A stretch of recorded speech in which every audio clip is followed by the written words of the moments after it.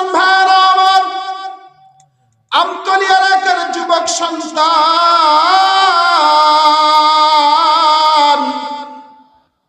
একটু ভালো করে শুনে নাও। সাহাবায়ে কেরাম আজমাইনগণ নবীজিকে কিভাবে ভালোবাসতেন আর মহব্বত করতেন। নবীজি একদিন তার শরীরের মধ্যে শিক্ষা লাগালেন। মুসলমান, নবীজির জামানায় তো এত ডাক্তার, ক্লিনিক আর হসপিটালের ব্যবস্থা ছিল না। কথা বলেন ঠিক কিনা? ছিল নাকি? ছিল না। সেই জামানায় বড় একটা চিকিৎসা ছিল। শরীরের মধ্যে যদি ব্যথা হইতো, শরীরের মধ্যে যদি রোগ আক্রান্ত হইতো, তারা শরীরের মধ্যে শিঙ্গা লাগায়া চিকিৎসা নিতেন। ঠিক তেমনি ভাবে নবীজি একদিন তার শরীরের মধ্যে শিঙ্গা লাগাইলেন। মুসলমান, আপনারা যারা আগের মানুষ মুরব্বী হয়েছেন, তারা অবশ্যই এই চিকিৎসার ব্যাপারে জানেন। কথা বলেন ঠিক কিনা? যদি কোনো মানুষ তার শরীরের মধ্যে শিঙ্গা লাগায়, শিঙ্গা লাগানোর ফলে শরীর থেকে কিছুটা রক্ত বের হয়। কথা বলেন ঠিক কিনা? মুসলমান ভাইরা আমার, নবীজি যখন তার শরীরের মধ্যে শিঙ্গা লাগাইলেন, নবীজির শরীর থেকে কিছুটা রক্ত বের হয়ে গেল।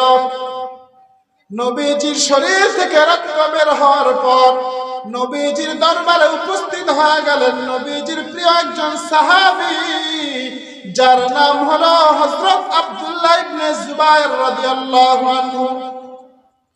নবীজি ডাক দিয়া বললেন, ওগো আব্দুল্লাহ, আমি আমার শরীরের মধ্যে শিঙ্গা লাগিয়েছি।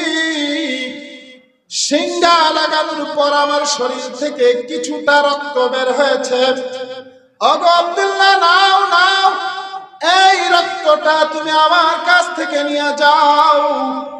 এই রক্তটা নিয়ে জমিনে কোথাও তুমি দাফন করে দাও। হযরত আব্দুল্লাহ ইবনে জুবায়ের রাদিয়াল্লাহু আনহু নবীজির হাত থেকে রক্তটা নিয়ে চলে গেলেন। যাওয়ার পর কিছুক্ষণ পর আবার নবীজির দরবারে উপস্থিত হয়ে গেলেন। নবীজি ডাক দিয়া বললেন, ওগো আব্দুল্লাহ, বলো দেখি রক্তগুলো কি করেছ? আব্দুল্লাহ ইবনে জুবায়ের রাদিয়াল্লাহু আনহু কোনো কথা বলতেছেন না, তিনি ভয় ভয় পাচ্ছেন। নবীজি আবার ডাক দিয়া বললেন, ওগো আব্দুল্লাহ, বলো দেখি রক্তগুলো কি করেছ? আব্দুল্লাহ ইবনে জুবায়ের রাদিয়াল্লাহু আনহু কিছু বলেন না, ভয় পাচ্ছেন, ভয়ে থরথর করে কাঁপছেন।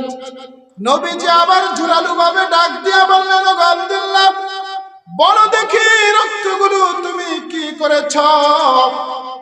আব্দুল্লাহ ইবনে জুবায়ের রাদিয়াল্লাহু আনহু ভয়ে ভয়ে নবীজিকে ডাক দিয়া বললেন, ইয়া রাসূলুল্লাহ, ইয়া হাবিবাল্লাহ, আপনার রক্তগুলো আমি কোথাও দাফন করি নাই, বরং আপনার রক্তগুলো আমি পান করে ফেলেছি। নবীজি সাল্লাল্লাহু আলাইহি ওয়াসাল্লাম সাথে সাথে ডাক দিয়া বললেন, লান তামাসসাকা ফিন্নার।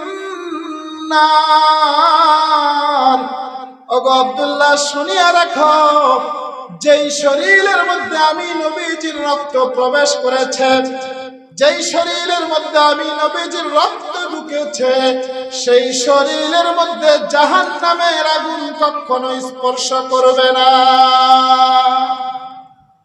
মুসলমান ভাইরা আমার, সাহাবায়ে কেরাম আজমাইনগণ নবীজিকে কি পরিমাণ মুহাব্বত করেছেন আর ভালোবেসেছেন।